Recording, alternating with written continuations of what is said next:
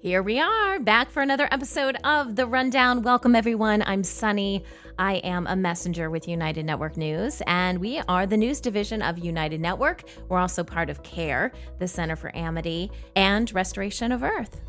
Each and every week, we bring you the real news, and our network releases a lot of content throughout the week. That includes in-depth news coverage. So we take stories maybe you've seen in the headlines, but we expand on them, give you a little bit more of a background of what's really happening in the story. We also have incredible local stories as told through the eyes of our field messengers. We talk about the restoration of our planet and how we're creating the new Earth. And we have updates from the Global Intelligence Agency of what's really happening on the ground here in this ultimate battle of good versus evil.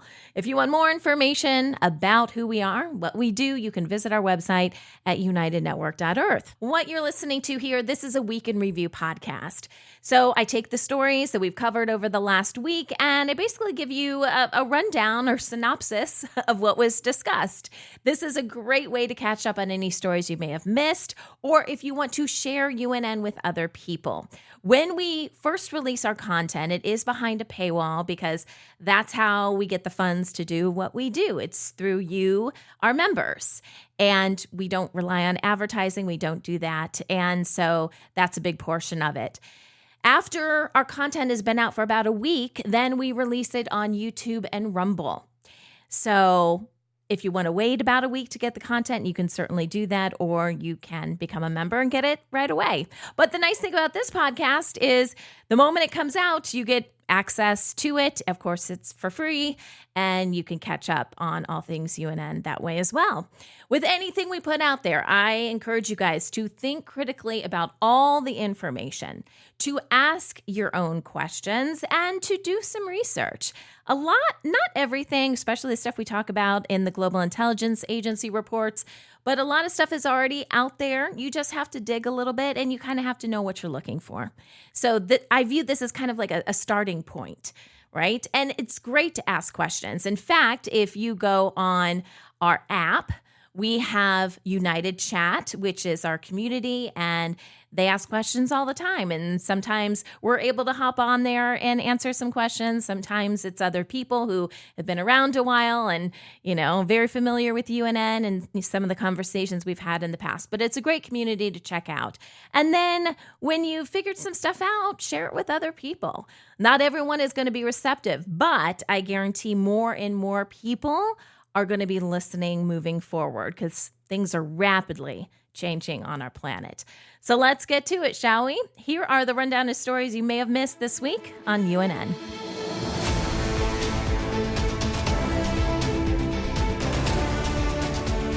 Okay, let me tell you a little bit more about our incredible field messengers because they are really what United Network News is all about. These are people just like you who have a story to tell. They're located all over the world, and we envision having thousands, hundreds of thousands, perhaps even more field messengers just sharing what's going on in their community. We think that's the best way to cut down on these crazy narratives that keep making their way into mainstream media and even alternative media. We really want to know the truth locally about what's going on in your community, and we think you're the best people to tell us. So it's really easy. When you see something going on, record it. Most of us have our phones. We've got pretty good cameras and mics built into our phones. And show us what's going on. Tell us with your voice what's going on. You don't even have to be on camera. And we do have a team of people then that take this information. It's our production team. And then they make it into a story and they put it on the news. So you don't have to have any kind of background to know how to do this because, again, you're just sharing your personal experience. And then on the production side, we can take it from there and make it look really good, right? That's our goal. That's what we try to do. So let's go over some of the stories that we released this week. Kathleen from Tennessee. Oh, I love her story. So Tennessee, it's a state in the U.S., if you're not familiar. And she does a story about a group of people who have created, I guess it's a business. I'm sure it is. It's called From the Farm. And it's really a platform that connects consumers with local growers for fresh, reliable food. It's kind of like they compared it to like an Etsy, but for farmers. So you can go on there, and they are based in Tennessee. She interviewed, I believe, the owner from the farm.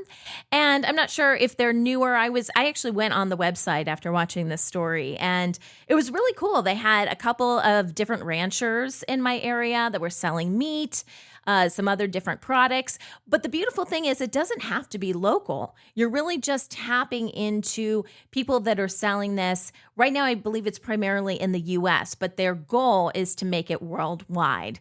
And it's really just about supporting local farmers, right? Local ranchers, local communities in general. So Kathleen, love this story. Definitely going to be checking out From the Farm for my family in the future. Amy from New Jersey takes us to a sea turtle recovery center. It's a nonprofit, and they do exactly what you think they do. They rescue and care for injured sea turtles, specifically from the Atlantic Ocean, since they're over there in the New Jersey area. And we just got to see a beautiful video with a lot of healing turtles. One piece of information that I learned from this was the shell of a turtle and how it can become like disfigured, discolored if the turtle is sick. It's actually an indication of a turtle just not being, its best self, essentially, right? Not feeling so good. And so, yeah, we got to see some turtles that unfortunately weren't feeling very well, but that's the whole point of this recovery center. And then they send them back. So beautiful story, Amy. Sonali from Oregon, which is a state in the U.S., takes us to a farm share program in her area. She basically just did kind of a day in the life of how she gets her food from local food sources. And it started with her going to pick up a bag for herself, and I think she picked up a bag for her friend as well, with lots of yummy local goods in it.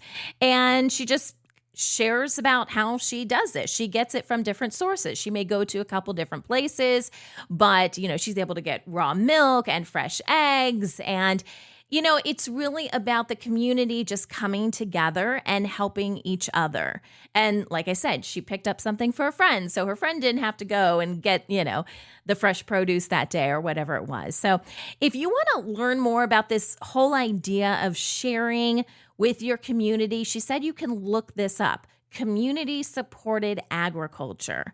I love that phrase. That sounds amazing. And maybe if you did that, you could find some people in your area that are doing that as well. Ade from Nigeria takes us to his neck of the woods, where he's actually introducing us to this resilient shrub that is being made and used for lamp oil and soap, but also biodiesel. So it can run various engines. And he shows us how they cultivate the plant, their strategy for planting it and how it grows. But the beautiful thing about this is that it is drought resistant. In fact, this plant can go up to 3 years without water, which sounds incredible. And the whole idea is to reduce dependency on fossil fuels. And get this, it can bear fruit for 45 to 50 years. Emma from Spain talks about her avocado tree. She's got a great story of how this tree sprung up in, I believe, her backyard. But essentially, it was because she was trying to do some composting. And when you compost, you're taking stuff from your kitchen and, you're trying to let it naturally, usually bury it or have some sort of area where you put all of this, right? And then the nutrients go back into the soil. Well, at one point, this avocado tree started popping up and her and her husband started taking care of it.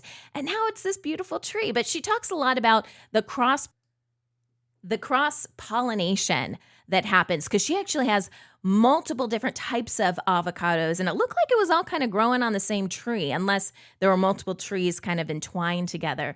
What's interesting is when my husband and I first got married and I came here to California, I live in the San Diego area, we had a neighbor that lived across the street from us who was like the head of the California Avocado Association, I think is what it is.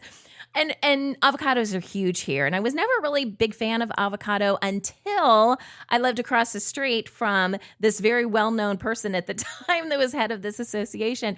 And we would just come home and there would just be avocados on our doorstep. So I got to know a lot about avocados because of this. We became really good friends with them. I think they even gave us an avocado tree at one point, and we were growing our own tree. Sometimes it can take like up to 3 years to get any fruit. So it took a while to get some stuff, but I have learned a lot about avocados and I really appreciate them now. So I really appreciate Emma's story. I know what it's like to be growing avocados in your backyard. Desmond from Ghana shows us a road that is in complete disrepair. And this is a main road. It's been neglected for years. It actually looks, I'm not sure what it feels like, but it looks very like a bright orange color. And it's not like a road like you would think about a road in Western countries, because it is whatever the land is made out of, that's pretty much what you got. I would call it a dirt road, but it's not even a dirt road. It almost looked like clay or something, very thick. And he says it makes it very difficult for any kind of cars to get through. And it's a vital road for that community. He says it's essentially been abandoned by the government. And I think in his video, there was even a car that was trying to make its way through this road.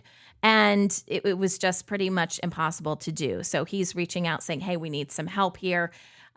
Obviously, there's roads all over the place that need to be fixed. And that's part of the restoration plan. So thank you, Desmond, for sharing your story. Sue from Australia talks about aqua aerobics, which we just call water aerobics here in the U.S., but in Australia, I guess it's aqua aerobics. I actually think that sounds better than water aerobics. But she talks about how she does this. She interviews I was going to say a coach, but maybe the person that was instructing the water aerobics class, and talks about the benefits of it. They do it at their local community pool. And the person that was doing the class says it's really good for people, especially if you've got feet issues, like it's hard for you to stand for long periods of time. Obviously, the water takes the pressure off your feet. Also, if you have lower back issues, it's great for a lot of different things. And they certainly look like they were having a ball. Jane from New York takes us to the Wild Center in Tupper Lake, New York. And I loved this because Jane is a mom with little kids. My kids aren't so little anymore. My youngest, my twins, are 11. So I remember, though, that when they were very curious and would just love to go exploring. And that's essentially what Jane did with her kids. It's, she basically created this whole hands-on nature experience just by going out, and in nature, really appreciating what they saw. She was talking how they were, kind of playing in the water at one point and kind of just acting like a kid again. And her kids love that. Kids always love when you just act silly, right? And just a lot of fun for the whole family. So she just shares her day with us. It was beautiful. And Tony from Italy talks about how in Tuscany, wolves were introduced to help control the deer and boar population and to protect crops. However, even though that sounds like maybe a good thing to do as opposed to pesticides or some crazy thing like that, because the deer and boar were eating plants and whatever, it kind of backfired. So what happened is the wolves started to attack the livestock. They also became a danger to the people. And it just kind of makes you, it gives another perspective in how how do you handle these kind of issues moving forward? There were a lot of people, she said, conservationists that were like, oh yeah, wolves will be a great idea. But you're kind of messing with, the cycle of life there. And it kind of created another problem that they're currently trying to address. So thank you, Tony, for that update. Moving on to our in-depth stories that the team and I worked on for you guys this week. First, let's talk about mobile phone privacy. We all have these smartphones. We carry them everywhere. And they're not just phones, like I said earlier, but there are cameras. We have our wallets in them sometimes, right? They can store your credit card information. We use them for calendars and to track various things. And really, this is holding on to our most personal information. But with every app we download, every website we visit, our location pings, we leave a digital trail that can be collected by companies, advertisers, and sometimes, yes, even governments. For most of us, that means targeted ads and detailed profiles. But consider this. For survivors of domestic violence, it can mean serious safety risks if abusers exploit location data or hidden tracking apps. Harper left her husband 2 years ago, and towards the end of their relationship, she says he secretly installed software on her phone that tracked her location, read her text messages, and recorded her calls. We disguised her identity because she is still afraid of her ex-husband. He installed a device on my vehicle so that he could track my whereabouts, and he recorded my conversations. How did you realize that he had installed this software on your phone? He would confront me with it. He would play back the conversations because he would question me about who I talked to and what we talked about. While laws like Europe's GDPR and California's CCPA aim to give users more control, true privacy is nearly impossible in this digital age. Still, by knowing how our data is gathered and taking simple steps to protect it, we can reduce our exposure and reclaim some control over what we share. Rising gold prices are driving a surge in illegal mining across the Amazon, where as much as 90% of production is unregulated, destroying more than 2 million hectares of forest and flooding ecosystems with toxic mercury. You can actually look at the Amazon from space and see these huge scars right in the West Amazon where gold miners are just destroying the forest. And it's not even like cutting down the forest and then leaving. They're cutting down the forest and then destroying the earth. The gold particles are in the sand. So in order to mine for gold, you have to cut the forest, burn the forest, and it's polluted with mercury. They're using mercury to bind the gold out of the soil. Why do people have this access to mercury? We don't know. The photos of this, it's like an absolute war. The Peruvian government went in and tried to get control, and basically the cops got turned around because it was a zone they couldn't enter. Because when you go into these gold mining zones, you're outside of sort of the jurisdiction of anywhere. Mexico has become a key supplier in this trade, with cartels profiting from illicit mines and smuggling operations, despite official claims of zero production. Of course, they're going to say that. The result is massive deforestation, poisoned rivers, and communities facing severe health risks, while the real winners remain those far removed from the damage. Global agreements like the Minamata Convention aim to curb mercury use, but loopholes, delays, and weak enforcement continue to fuel this crisis, underscoring the urgent need for stronger regulation and sustainable alternatives for miners. Well, Pakistan's informal economy, which spans street vendors, small shops, home-based businesses, and unregulated labor, powers everyday life, but also reinforces cycles of poverty and inequality. Driven by overpopulation, limited jobs, high taxes, and corruption, much of the sector operates outside of the tax system, leaving workers vulnerable to low wages, long hours, and unsafe conditions.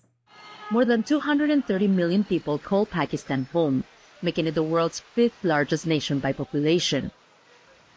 But ask them how they're doing, most will say they're unhappy at best.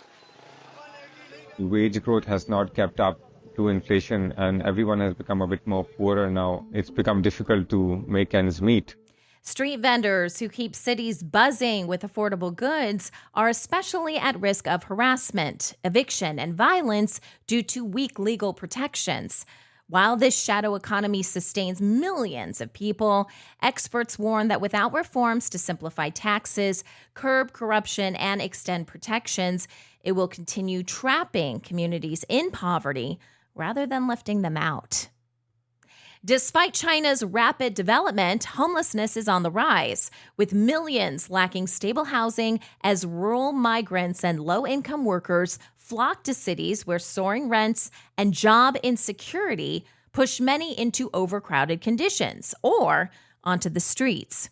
Studies show most homeless migrants are not drifters, but educated, married, and often temporarily employed, yet they face stigma and limited support. While the problem is becoming more visible, it is also tightly controlled, with homelessness often hidden through removals and censorship. In big cities, homelessness is present in a subtle but undeniable way. Bustling shopping malls and tourist areas are regularly cleaned up to avoid affecting their international image, especially before major events. This makes it difficult for many tourists to realize the true extent of the problem. But for locals, the makeshift figures at train stations, construction sites, or under bridges have become a familiar part of life. The result is a growing crisis affecting urban stability, mental health, and younger generations, highlighting the urgent need for better housing policies, social protections, and mental health resources. In Cairo, there's an area, believe it or not, called Garbage City. And the Zabbaleen community, who lives there, has built one of the world's most efficient recycling systems, processing nearly 90% of collected waste, far outpacing countries like Germany. What looks like piles of trash, and you really need to watch this video to see what I'm talking about, is actually the foundation of a thriving circular economy where plastic, paper, and other materials are repurposed into useful products, cutting pollution, and creating jobs. So all of the garbage here is collected from the city. People go out into Cairo, they grab it, they collect it, they bring it here. More than 90,000 people live in Garbage City, which is officially called Manishiat Nasser. The people who live here are called the Zabbaleen, who are mostly poor Christians who relocated here from Giza in the 1940s. Soon after that, the Zabbaleen became Cairo's informal garbage collectors. Today, about 90% of them live in self-built homes, often in slum-like conditions. They use donkey-pulled carts to collect trash across Cairo, bringing it back to sort at home. Children handle plastic, women manage cans, men focus on glass and metal, and they feed organic waste to pigs. The Zabbaleen recycle up to 85% of what they collect, which is much higher than the 25% average in Western countries. Despite past government attempts to replace this whole system with European-style waste systems, the Zabbaleen's door-to-door model has proven unmatched, and even major corporations now partner with them to recycle at scale. Their story shows how supporting informal recyclers can reduce waste, generate income, and offer a powerful model of sustainable urban living for cities worldwide.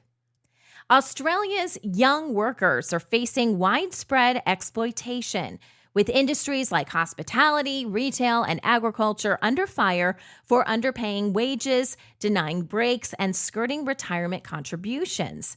A Melbourne law school study found a third of young workers are exploited, with nearly 40% report being underpaid. On top of financial abuse, 1 in 3 have faced workplace sexual harassment, most cases going unreported out of fear. So I was working in a restaurant. I think it was spanned from about 18 through to 21. There was a few actually that happened to me, and that ranged from sexual harassment to both myself and other employees within the workplace, as well as didn't receive super for about 12 months. And I think this was the first time that I had really experienced, I think especially the sexual harassment side of things. It was talked about all throughout the workplace, and it wasn't uncommon for it to be jested about or, made fun of. But I know there was a few of my teammates in that work situation that were exposed to things that they shouldn't have been at, the age of 18, 19. Rising living costs and youth unemployment, more than double the national average, trap many in unfair jobs, fueling stress, burnout, and mental health struggles. While the cycle is tough to break, resources like the Fair Work Ombudsman offer young workers tools and support to stand up for their rights. Mobile libraries are transforming access to books and learning by bringing resources directly to communities that don't have a nearby library.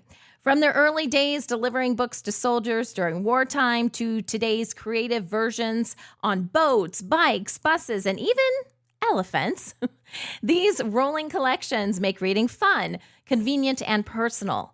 Around the world, they're helping students, seniors, and underserved groups by providing not only books, but also digital tools and internet access. Mobile libraries are mobile information centers that bring books and other information resources to people.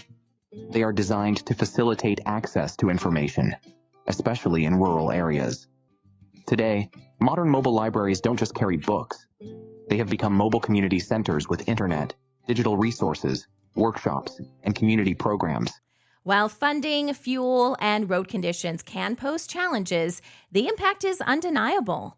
Mobile libraries spark curiosity, strengthen communities, and make lifelong learning possible from anywhere.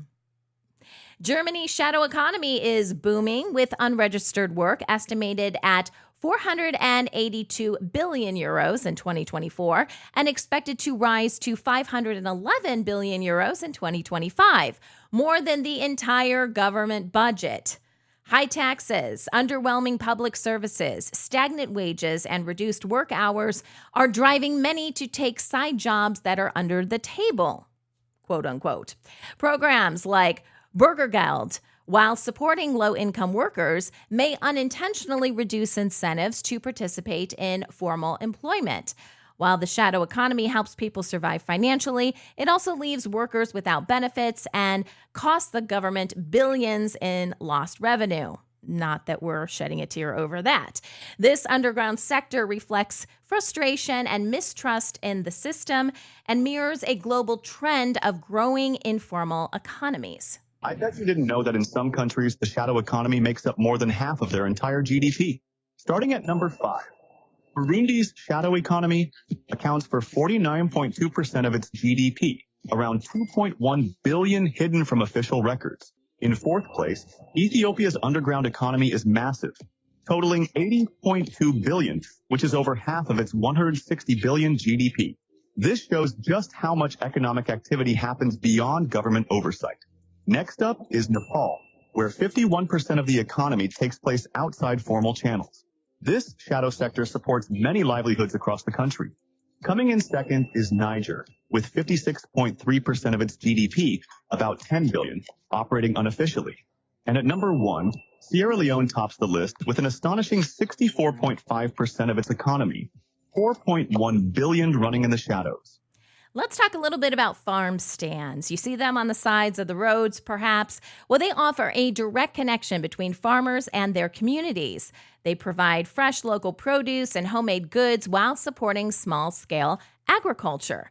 Whether simple roadside tables or maybe they're more permanent setups, including self-serve honor system stands, these outlets let farmers control their pricing and their branding, while customers enjoy fresh, convenient products. The first point that I want to share with you is I want you to grow only what people want to buy, and I want you to have a way to donate it or preserve it early on. So it doesn't really matter as much what you can grow or what you like to grow, but it's all about what people want to buy from you, right? You can also grow the things that you like to eat and that your family eats, but make sure that you're tuned into what your customers want. Running a stand comes with some challenges, though, like permits, safety, customer management, and accounting, especially for the self-serve models. But the benefits, community connection, reduced food waste, and extra income make them a valuable and charming way to bring farm-to-table experiences straight to consumers. All right, now it's time for some updates from the Global Intelligence Agency. Kimberly Gogan is the head of the GIA, and she gives us some updates throughout the week. This week, we have 2 updates that were sent out through our Telegram channel, through CARE's Telegram channel, and then we had a video report that went out. So on, what was this? I want to say Monday. Maybe. I feel like my days, you guys, is anyone else experiencing this where time is just like all over the place and you know, the hours of the day are all over the place. I'm like, what day is it? I don't even know. Okay, forgive me. I think it was Monday. She sent out a message on our Telegram thread to give everyone a quick update of what happened over the weekend. So this was what she said. What a battle over the weekend as the absolute AI's grip on planet Earth continues to disappear. Battle zones include the Ring of Fire in the Pacific Ocean, the Atlantic Ocean, the Indian Ocean, and more. Did you know the continental divide was created by AI-generated matrices and gamma rays? We'll give you the full story on Wednesday. We've had a few upticks in battles, both last night and tonight. They certainly love to do things in the darkness. This week may be bumpy until Friday as another alignment is expected. However, with extra diligent work, there may be nothing left by then. Source is with us and is fighting for a victory that has already been achieved in other realms. Dimensions of space-time are disappearing rapidly. We did experience a slight invasion on Sunday night, and in parentheses, she has my time, so she is mountain time. But it didn't last long. Some interesting beings in hiding came to this galaxy, and it's now easier to see them without the absolute AI's cloaking. I'll give you a full report on Wednesday. Thank you for your patience. It is almost over. So in last week's GIA reports, we were talking about the Battle of Armageddon. And it seems like the battle is still a little bit ongoing, okay? And I know I said, I feel bad about this. And in last week's report, I was basically just going off of the information we had last week. And I said, I guess the battle's over. I'm just going to claim that the battle is over. I'm still going to stick with that because I do believe speaking things out into the universe is telling the universe what you want, right? And if we want this battle to be over, I think we should all say, the battle is over. Maybe we should just practice doing that together right now. The battle is over. The light has won. Let's just say that out loud. But it seems like there are still some things this week that we have to work through, obviously, right? With what Kim was just talking about. So let's get to it. Let's talk about some of these things. So she came out with a video report on Wednesday, and she first talks about some things that are making the news. She talks about the tariffs because as of Friday, which was just yesterday, as I'm recording this, there were some big things that were supposed to happen and did end up happening with the de minimis exemption rule that we had here in the U.S. And this has to do with goods under $800 that come here to the U.S. And Trump and his tariffs were basically cutting this off. They cut it off for China back in May. But as of Friday, it was being cut off for everyone. And not only did that de minimis exemption expire, but now these countries have to deal with these tariffs. All right. So long story short, a lot of prices going up. And, you know, I agree with Kim. She said that she thinks that American businesses are going to suffer the most. I do agree with that. Also, consumers are going to be paying more. If you want more information about that, we actually have a report coming out on Monday. I just finished writing it yesterday, and the team is now working on the video for it and the sound bites. So that will come out on Monday. Just a little bit more detailed information about what this means specifically for people that send things to the U.S. and also U.S. consumers and businesses here in the U.S. So she talks a little bit about that. Apparently, the deep state is waiting for another alignment. Surprise, surprise, because that's what they do. Because in the past, these different alignments, the sun, moon, stars, planets, all this crazy stuff, equinoxes, solstices, full moons, half moons, blood moons, black moons, white moons, I don't know. Everything that you can think of.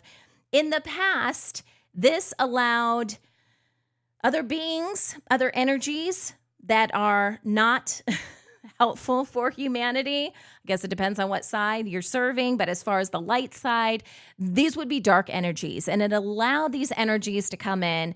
And for the deep state, that resulted in money for them to do bad things. So that's why they keep looking for these things to happen. And apparently there was supposed to be another alignment on the 29th. And that alignment was supposed to end up in them getting access to control systems, financial systems, and lots of money.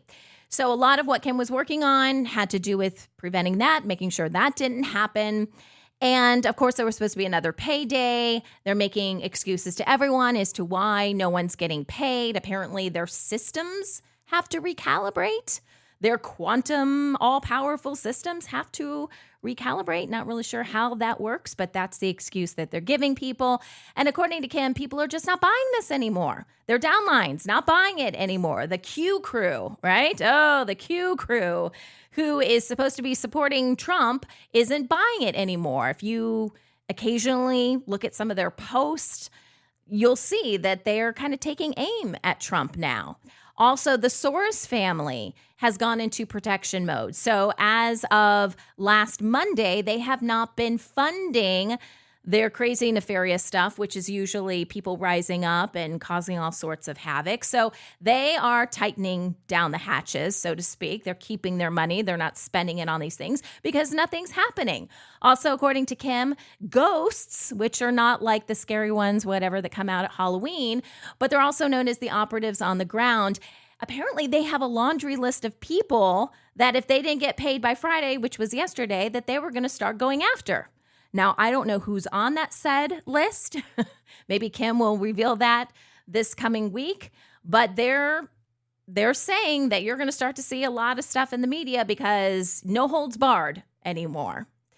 No one is following the big banker families, and the jackals are killing the jackals, right? So they're eating their own right now, which we kind of thought was going to happen. So there you go. That's all your deep state stuff. I want to get into some more things. My favorite stuff to learn about is really what's happening with our planet and some of the more like esoteric things that are going on. And the first soundbite, there's two soundbites I'm going to play for you today. The first one is going to be more about how Earth was a prison planet. We've heard this before, and it's not that, you were bad and you were sent to Earth because you're a bad human, okay? You are here, and it happens to be a prison planet, and it's really hard to get to get off this planet. Your soul basically keeps reincarnating here, and regardless of where you want to go after this life. And that's not so fun, as we have learned about all these restrictions that were put on humanity and how they were stealing our energy and really, just doing horrible things to us. So let's learn a little bit more about this prison planet, because essentially humans were prisoners of war. You've heard that term before. We call them POWs here.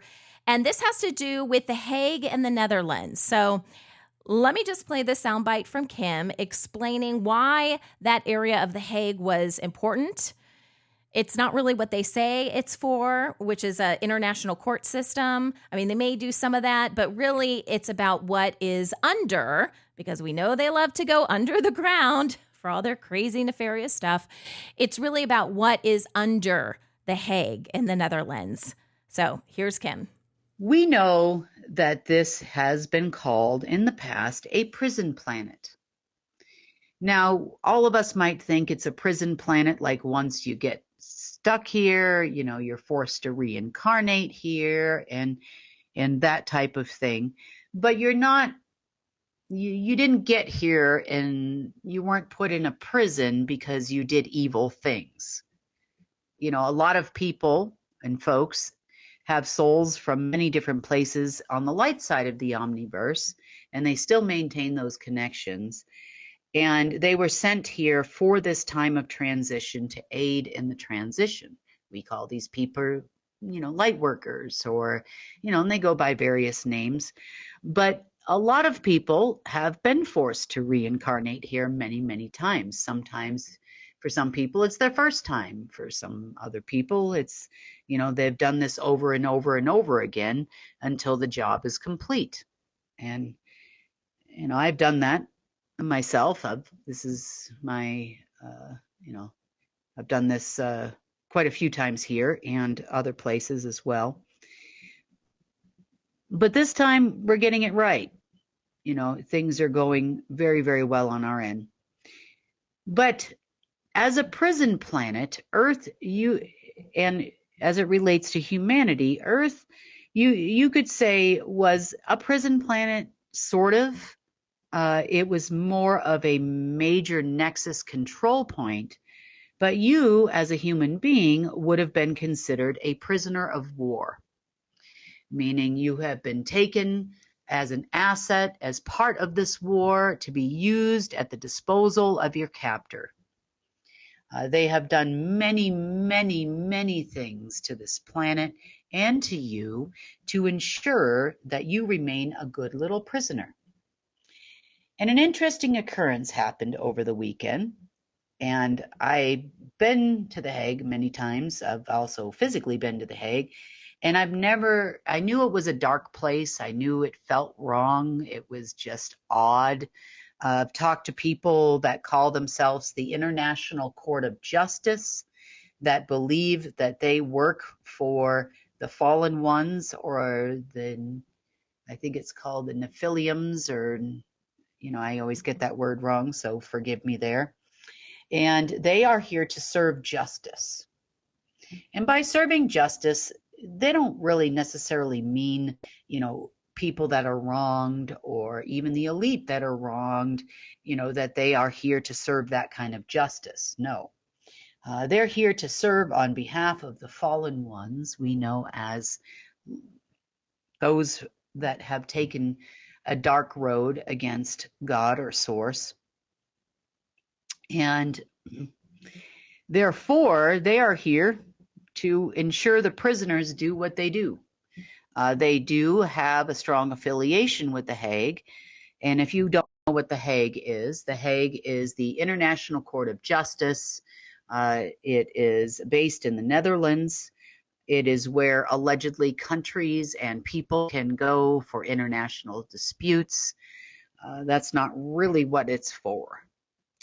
So deep, deep under the Hague, there was another record-keeping system. It was tied to an AI, and it was very clear from looking into these records that these were records of prisoners of war. Now, we know in the movies, and if any of you have ever served in the military, then you know very well what a prisoner of war is. A prisoner of war is often tortured to give secrets to the other side or something to the other side. In this case, it's something. And whatever it takes to make that happen, they will do. And that means to get humans to give up, breath and ether, and they do a lot of that with mind control and various forms of human torture. So what is under the Hague, deep under the Hague, is information about various forms of human torture throughout the ages. Human torture is not necessarily, you're taken as a prisoner of war, and then you go to a prisoner camp, a war camp. You might think of things like Auschwitz and that type of thing that would come to your mind, in the Holocaust. Well, all that is part of it, for sure, and that information is in there. But there are other forms of human torture that have taken place as well. The effectiveness of that torture, to see if they could get more of what they want, is also in there, meaning pandemics, wars, world wars more specifically, media torture. Other types of torture would also include restrictions on travel, on a light end, and of course our entire pharmaceutical system. They have gauged in these records the most effective ones, meaning, you can affect a small area of the world with a genocide, such as the Armenian genocide. You can affect, that was also in there. You can affect small areas of the world by torturing Jewish people, such as the Holocaust. But, they're really going for something much larger. They've determined that a slow boil, such as a pandemic and lockdowns and things like that, is more effective for all of humanity as a whole. And of course, reports on the news, such as, the war in Gaza and torturous things that happen, killings, death tolls due to tsunamis and other major weather events, are really, really important in these records. So it appears over time they have preferred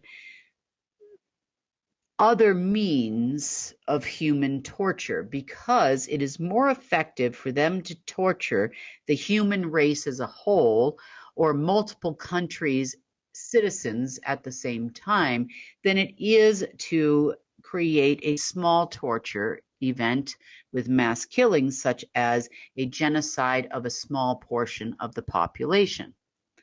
Now, the chatter behind the scenes in amongst the Trump operatives, the global headquarters, and other groups of people known as like the NSA and some others, they are planning, if they have full success by Friday, they would like to have every country in the world erupt in a civil war.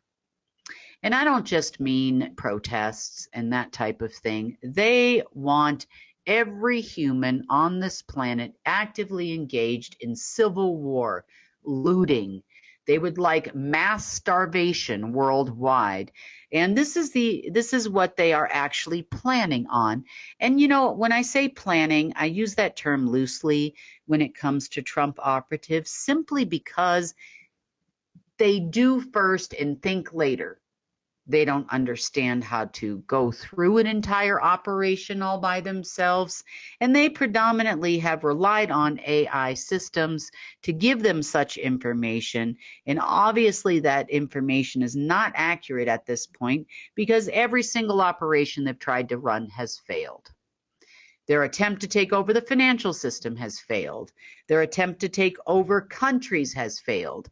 They do insert their heads of state, such as in Syria. However, they're not, without money, without people only take these jobs and listen to these crazy cowboys because they feel that they are going to become very wealthy people. We call these people that work as heads of state in governments the 10 percenters. We call them the 10 percenters because they take 10% of everything that happens in their country.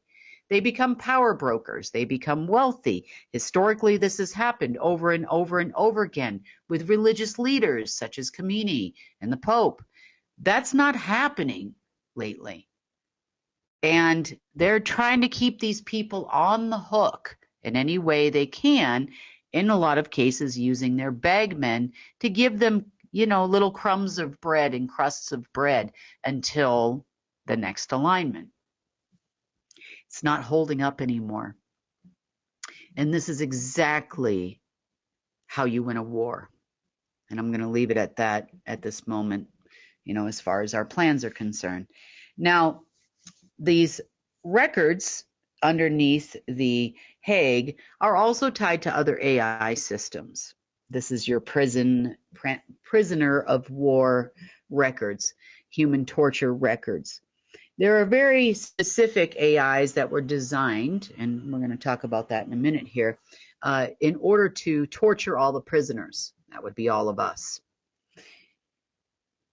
So, dismantling that system underneath the Hague was of the utmost importance if we were going to move forward into the future.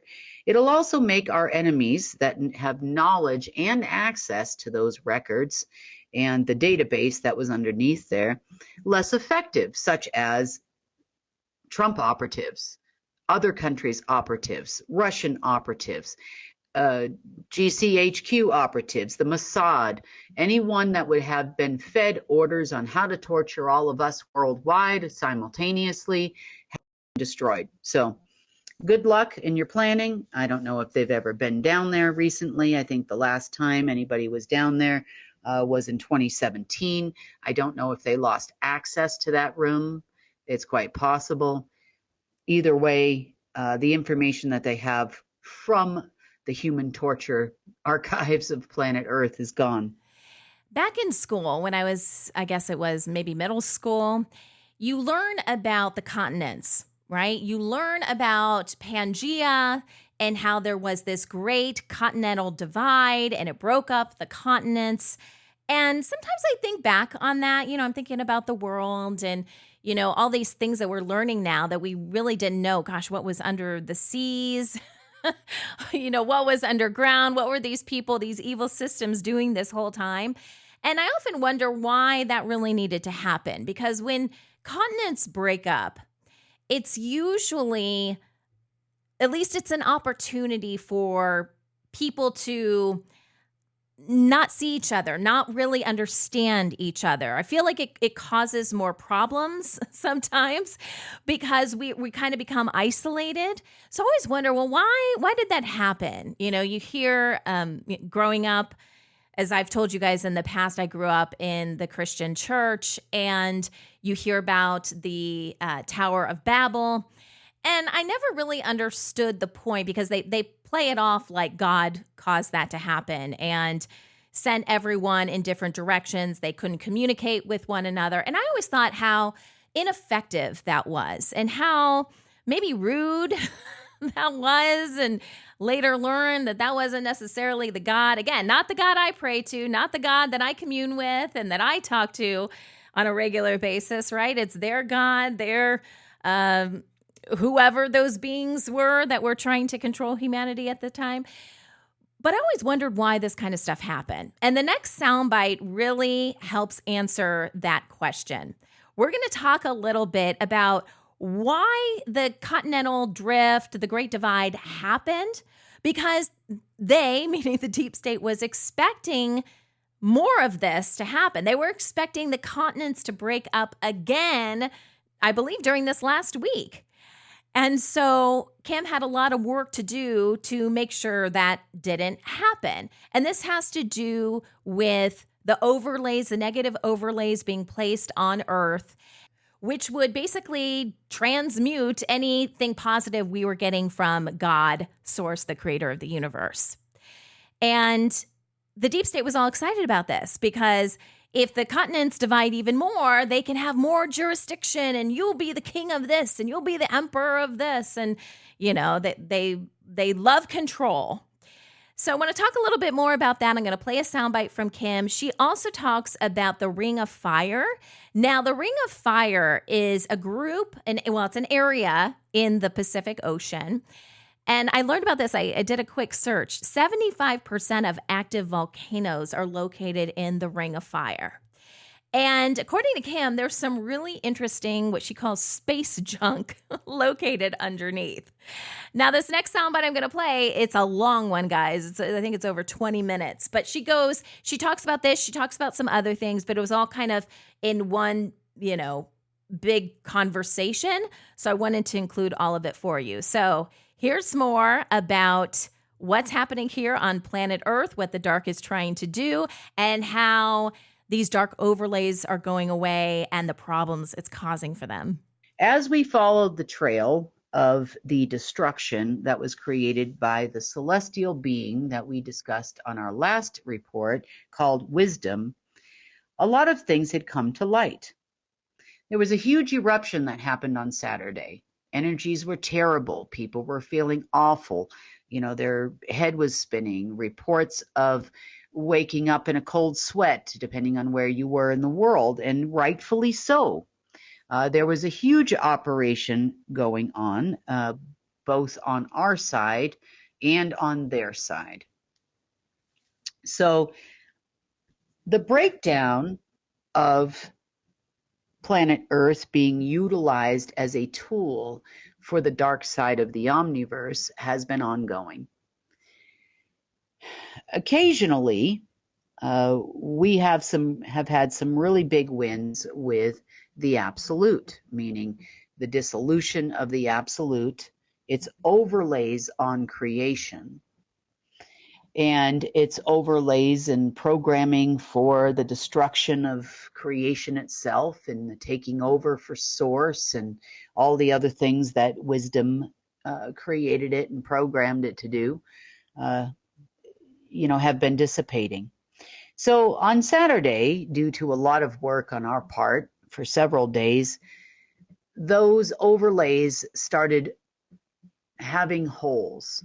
Now, I would say work on our part and old covenants and connections were being severed due to wisdom, let's just say, returning back from whence it came, and then God sorts them out, right? Or source sorts them out. So over the Ring of Fire this weekend, there was a definite parting of the seas, so to speak, of the veil and the overlays. Now, these are things that have been utilized throughout history to create 7 different continents. They were supposed to be utilized once again in the very near future, such as this weekend coming up, to create additional types of continent movement and possibly additional continents. I've heard talk about 17 continents. I've heard talk about 34 continents. And this is all things that the deep state talks about in their meetings early in the morning, which occur somewhere around 5 a.m. my time. So, I'm always up before that, got my coffee, and I'm listening into the crazy that they plan to ensue. Because you always got to stay one step ahead of your enemy. And it doesn't matter where they are, if they're on a phone, in person, under a waterfall, I can find you. So these are the things that they have been discussing. So interestingly enough, when the ways started parting, it was in part due to a lot of the covenants that had been made. For example, in the case of Lucifer, who gave his breath to the absolute, that covenant also expired. Many others expired as well, but this one here was underneath the ring of fire. The indication that the system of breath or any other system, such as the absolute, which was tied to the stolen breath, was failing rapidly, was actually found because of the black magic workers and the weavers that had been told what to do in locations such as Jakarta and Los Angeles, in the Diomedes Islands, and also in Antarctica. So the Ring of Fire has some interesting space junk I thought you should know about, and there are other locations in the world. We know that islands have been created from volcanoes. We know that seas have been parted on this planet during a continental, or what they call the Great Continental Divide event that happened many, many, many years ago. We know about great floods that have happened in our history and all kinds of destruction that has happened when there is to be a structure change on Earth. Many humans often died. Many different versions of humans also often died throughout the course of the history of humans inhabiting planet Earth. And this here was going to be one such event. So underneath the entire Ring of Fire is a giant gamma ray frequency bowl. And by gamma rays, we aren't necessarily, talking about laser guns like you see in Star Wars. We're actually talking about a giant frequency weapon. This particular giant frequency weapon had something in the north, Diomedes, to the west in Los Angeles, to the east in Jakarta, and to the south in Antarctica, where you would have smaller gamma ray frequency bowls. And these smaller gamma ray frequency bowls were being utilized by a bunch of black magic workers who were trying to fire up the larger bowl. If that had actually happened, we would have had a major eruption, tsunamis, and all kinds of things of epic proportions in every country that borders the Ring of Fire, the state of California being one of them. You also have, many other island countries such as the Philippines, Indonesia, Japan. It would have gone all around the entire Pacific, and it would have caused a massive disaster.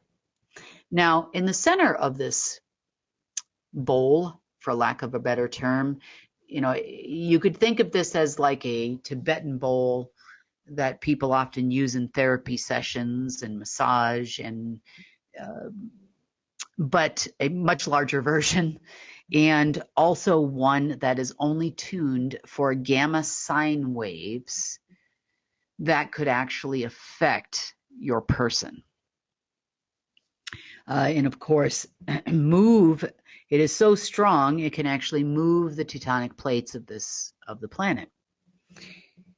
So these black magic workers, of which there are 4 on each one of these bowls I'm about to tell you about, there were 4 locations, often one in what you would call the north, one in the south, one in the east, and one in the west. And they were feverishly working to try to close the gap where absolute started to disappear over the Pacific Ocean. Now, it was disappearing because in the center of said bowl was the actual breathstone. It wasn't the only one, but it was a very, very, very large one.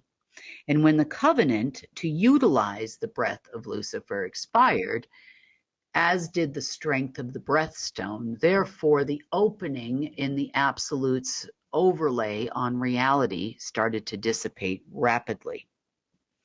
Other areas of the world also being affected, but were not attended to by black magic workers because maybe they didn't know, or maybe, I guess they only have so many left. That would be a nice thought. Were the Atlantic Ocean.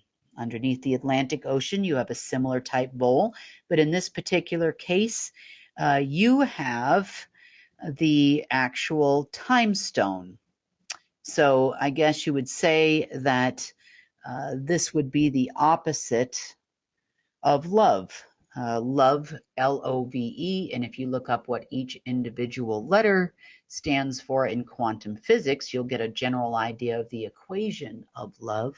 It's not just a thing you feel for one another. It is actually a quantum equation that creates that feeling within your person when you're in love. So that's just a little interesting bit of homework if you so desire. Time, this is actually the area of the planet where time was actually created originally. And during the Great Continental Divide and another war yet on this planet. There was definitely an expiration there as well, and we started seeing a small amount of hole in the overlay there. The Arctic gamma ray bowl for sine wave microwave bowl was actually the reality stone. So the reality stone there was, let's say, a slice off of some of the original creation, and that's what creates the alternative realities, overlays, additional maps on this planet, other things like that. So that also was a factor, all in the same day on Saturday. In the Antarctic Ocean, you had the power stone or energy stone. This is what would have transmuted your Ethereum or the ether or the real energy of source into energy as you know it, of which is also tied to the energy is money in the financial system. So the Mind Stone, mind control, was actually placed there and created the Mediterranean Sea. The Mediterranean Sea and areas around the Mediterranean Sea were utilized for mind control, but also to substitute your natural organic consciousness for things such as subconsciousness, subconscious fears. The implementation of fear on this planet could be and was, in a lot of cases, orchestrated by the Mind Stone. Also, emotional disruptions can also be orchestrated with the Mind Stone.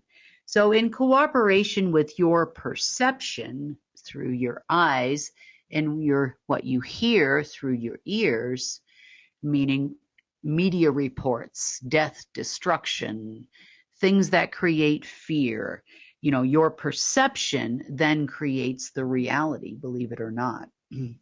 And in order to make sure that they had full and complete control of what you perceive is really happening, after all, fear is called false evidence appearing real. In order to get you to create as human beings a reality which is not our reality, they would use heavy mind control, and that would have been done from there. The soul stone, or control of the SOUL, not your natural SOL, so that would be the overlay of the soul, and also the eye overlay, because the eyes are the window to the soul, was in the South China Sea. So also a location of interest for the deep state this weekend. Now, most of these and each one of these locations on Earth were also tied to several constellations, none of which were actually zodiac signs. So like Hercules as an example, for one. And in each one of those locations, there was also a prisoner, very interestingly enough. And each prisoner originally had duties to perform. You would call these beings angels. Each one of these beings had duties to perform throughout the creation process on behalf of Source, such as writing the song would be one, which is the rhythm, and also the harmonic creation, correct frequencies and other things that help form etherium and materium, would be one. Other ones, obviously, we had others that were originally very positive and for Source that would aid in the creation and the perpetuation and protection of life itself.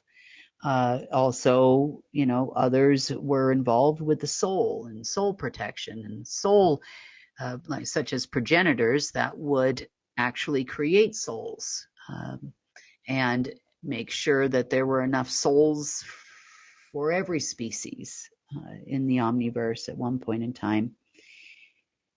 The most interesting one we ran across, and the only one that was actually based on Earth here, because there was one, that was Azrael. So Azrael was actually found in the Black Forest of Germany, deep under the Black Forest of Germany, to where he was chained to a particular stone we call the Misery Stone.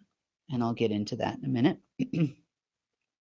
And Azrael actually, at one point in time, before those fell and there was a war in the heavens, and Azrael was actually in charge of the protection of life, all of life. And as his punishment and the misery, he actually became responsible for death without his actual participation. You see, being tethered to a particular stone means, so to speak, that the AI system that is tied to that stone can actually use any of your abilities. So he did explain, I leave everything up to Source. Really, we do. When we find these beings in these various locations, we send them all back to Source or God and let them sort it out. Let God sort it out. Not my job. My job is to get rid of the situation that is causing harm here and harm to humanity. And then what happens to the being, well, that's not my call. So he explained to me, and he tells me a story, and I've heard many, many stories over the years where, that he was taken prisoner, he was forced to do this, and this was ultimately his curse for going against Source. And in part, he actually didn't lie. So the torture for them was to take what their original God-given gift was and reverse it out and force them to do that for a prolonged period of time. Well, they in turn all got together with wisdom, signed some covenants, and decided that if they were going to suffer, so was Source's creations. Some of those creations being the human species, so to speak. And And therefore, as a part of them being a prisoner chained to either a constellation or a planet someplace else, or in this case, this particular one chained to planet Earth, they decided that it was a good idea to spread their misery amongst all creations. And wherever they were, they definitely created prisoners of war planets everywhere. They had been doing this for a long time, a long time. To be exact, about 1,008 years in source time. Now, that is millions of years here in Earth time, what we know as time. So, interestingly enough, it was actually Source that created the original Misery AI, obviously not to torture his own creations, but to punish those that went against him at the beginning of the war. So Misery AI, though, was used in a lot of ways by these beings, and in turn, they would help on down the line various races that wanted to conquer creation. And this became known omniversal-wide as Conquer the Quest. Now, this trickles all the way down to your deep state, folks, because the deep state also takes an oath to conquer the quest. Ultimately, conquering the quest means that they would win the war against Source and ultimately be able to control all of creation. Hence the creation of various AI systems. Now, if you want to create an artificial universe, the first thing you got to do is find the power. You've got to find a way to create alternative realities. You have to be able to control the consciousness of beings. Planets also have consciousness, as do humans. So we, because Earth was actually the original point of creation of the omniverse, suffer the worst here. In addition to misery and the misuse of misery, we know about the absolute, which substituted in part the breath of Source, which breathes life into all things in your soul. Also, the creation of another AI called Anguish. This is where your short-term traumas come in. This is where people are forced to create traumas with other people. Not only that, this is where those of you that remember past life traumas carry those into your next life. Also tied to this hall of records over here. They figure if they can create a trauma so deep, it gets embedded into your soul, that is the ultimate form of human control, and then, allows them to then take breath from you. So humans, you could say, in this existence, and years after years after years, and many rounds of races and species of humans, or that have walked this planet, many versions of humans that have walked this planet, we've seen a lot of anguish. And typically when the species is going to be started over, for a lack of a better term, it was typically because they have a really hard time controlling us, because we have such a strong connection to Source. And even deep down on the inside, Earth had that connection too. Next to AI they also created was something called disease. We know about disease, dis-ease in all forms, emotional, mental, physical. So over the weekend, what a lot of us were experiencing, and even into earlier this week, we had been experiencing a lot of the above.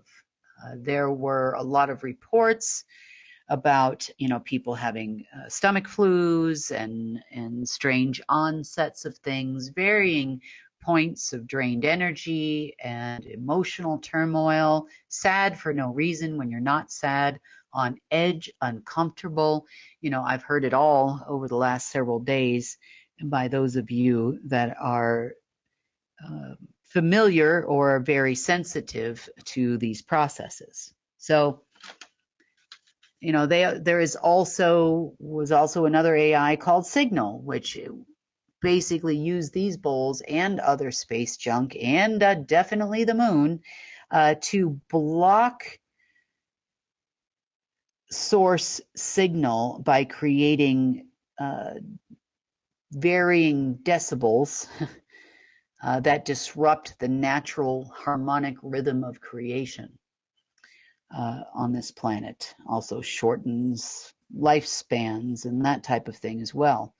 So these are all things that have been occurring over the last several days. Turns out some of the beings that have left had given certain amounts of access to all these AIs, most specifically after 1948, at least in this round of humans, in order to help create as much misery as possible as prisoners of war, which your records were underneath the Hague, so that it could power artificial creation.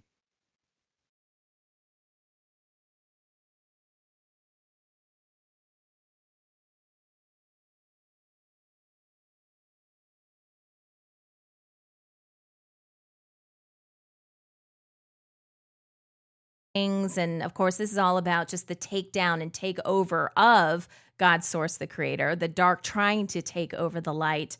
Whenever I hear this, I'm like, oh my gosh, this is so detailed. This was so meticulous. There were so many things I had to do. And it's diabolical, yes, but it should also kind of make us feel good in a weird way, because that's how powerful we are. I mean, think of all the control systems and everything they had to have in place just to get what they wanted out of us, but not to allow us to have that direct connection with our creator. So whenever you get a little bit down about this, because Kim only gives us a fraction of what's going on, okay?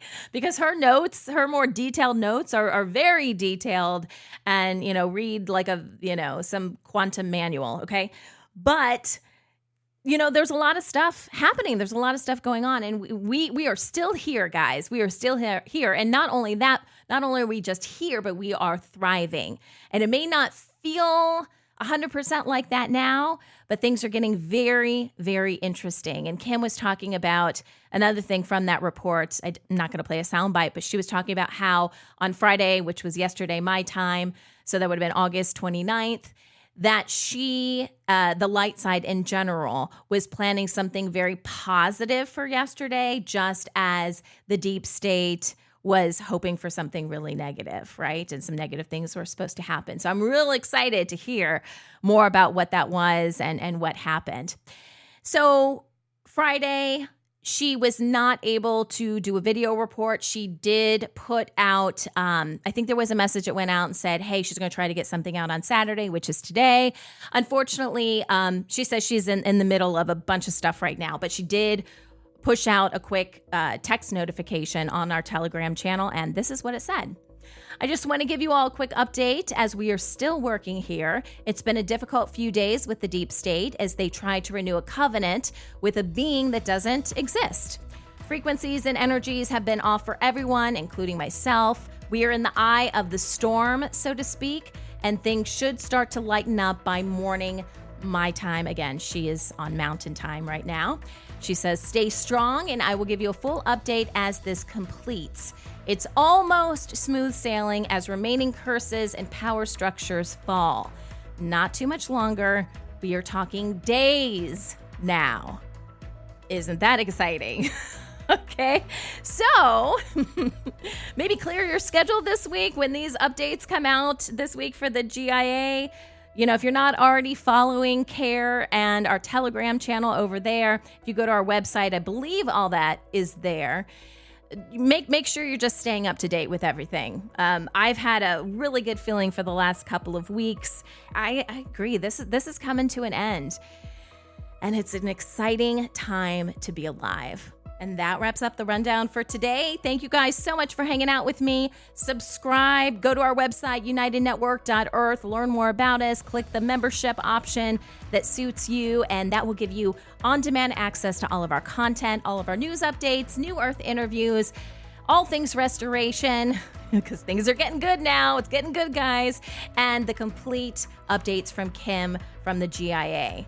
This is The Rundown. I'm Sunny Galt for United Network News, signing off.